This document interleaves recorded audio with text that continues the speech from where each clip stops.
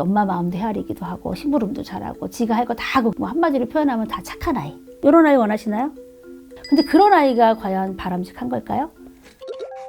안녕하세요. 자, 오늘 또 재미있는 책을 가지고 왔는데 어떤 책이냐면 조금 어려워.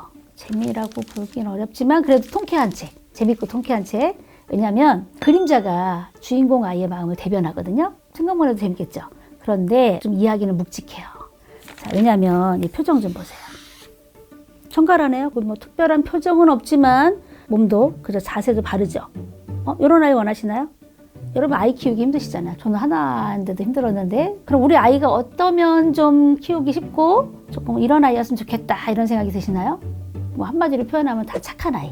착하다는 건 여러 가지가 포함되어 있지만 엄마 마음도 헤아리기도 하고 심부름도 잘하고 지가 할 거 다 하고 그렇죠? 그랬으면 좋겠죠. 근데 그런 아이가 과연 바람직한 걸까요? 좋기만 한 걸까요? 한번 생각을 해봐야 돼.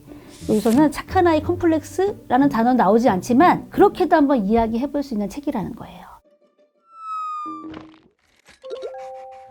사탕은 어떤가요? 사탕 발림 이런 거 들어보셨죠? 입에 사탕처럼 군다. 그러면 내 비율을 다 맞춘다는 거잖아. 그래서 엄마가 제 이름을 잘못 지어서 그런 걸까? 그죠? 이 아이는 굉장히 착한 아이예요. 그런데 그림자를 보세요. 그림자. 보이시죠?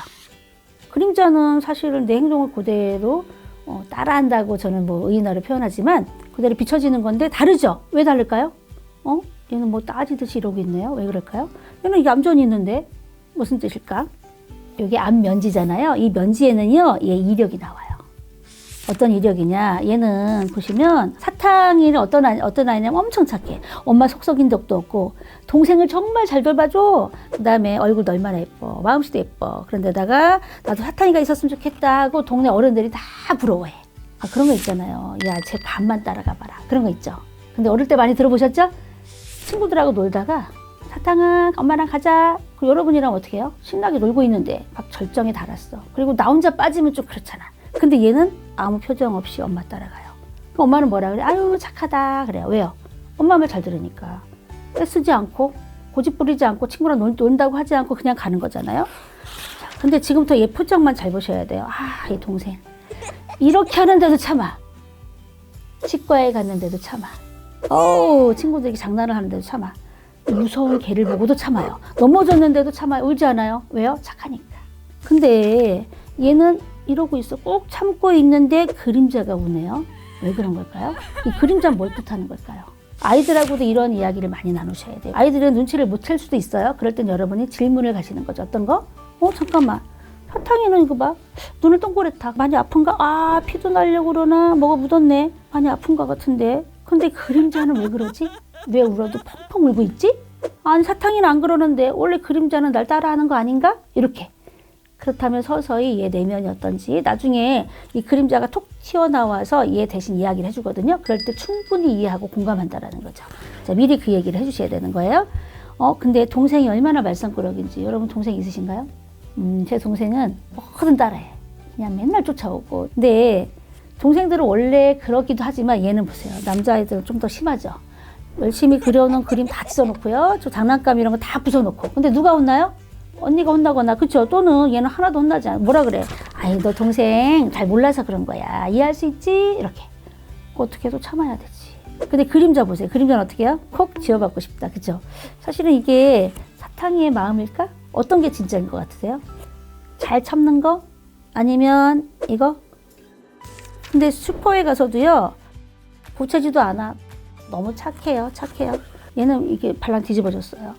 장난감 사달라고. 누워서 막 떼쓰는 거야. 사람들 보라고. 이런 거 많이 보셨나요?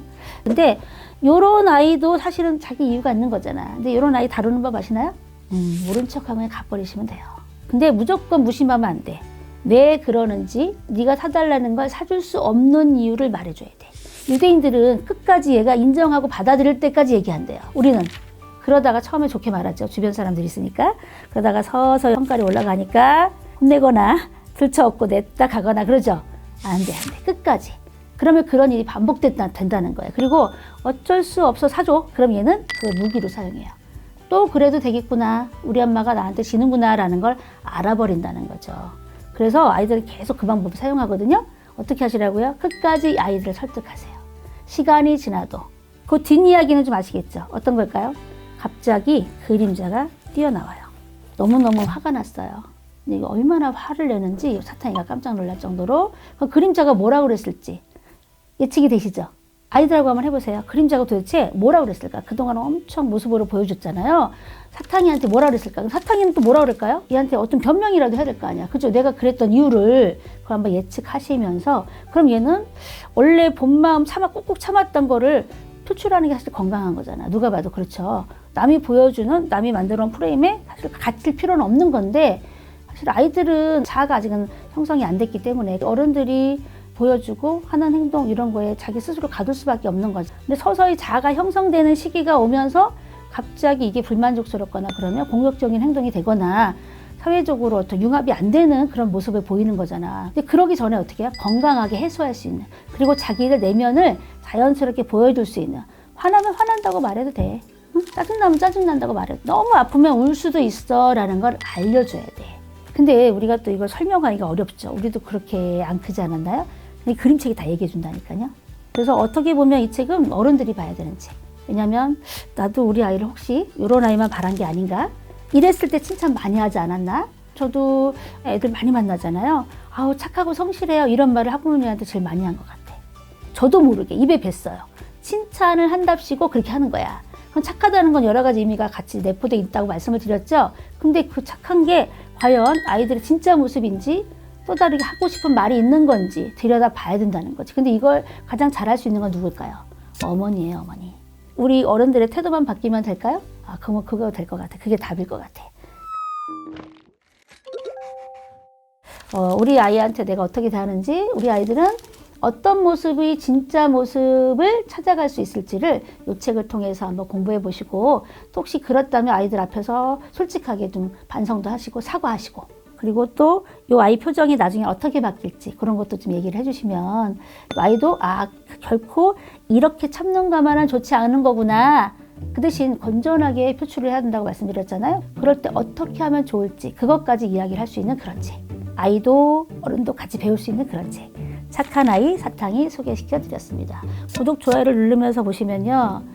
여러분의 착한 아이 컴플렉스를 더 빨리 해소하실 수 있을 거예요. 예, 고맙습니다.